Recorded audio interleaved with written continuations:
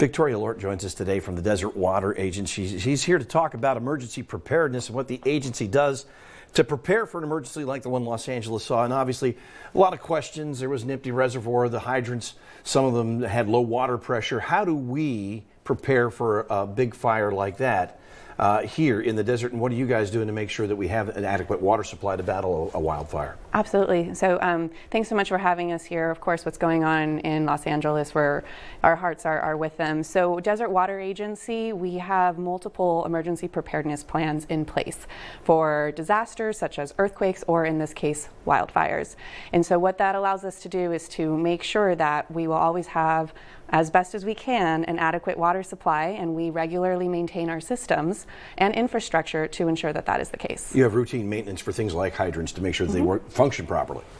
So one thing to note about fire hydrants is they're actually designed in a way to be very low maintenance.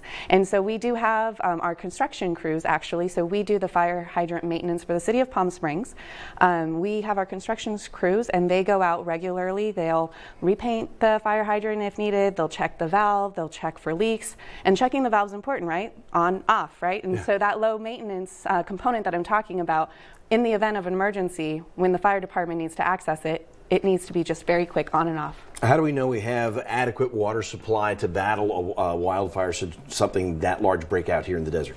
Certainly. So there's a few different things on the water supply front. You know, we've talked many times about recharge and aquifer recharge. We're sustainable water managers here in the Coachella Valley.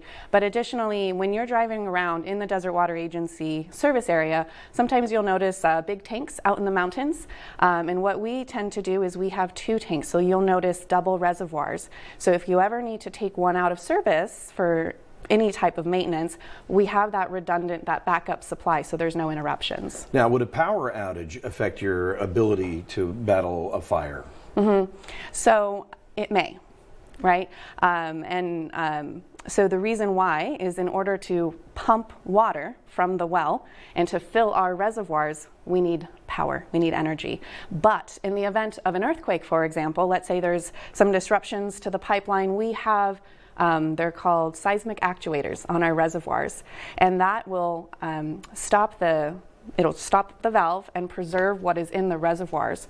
And so what's in the reservoir, that is there. And what's important to note about our reservoirs is there's three types of flows in our reservoirs. We have fire flow, reserved just for fire safety, emergency flow, any other type of emergency event, and then what we call equalization, which is our regular operational daily demand on the system.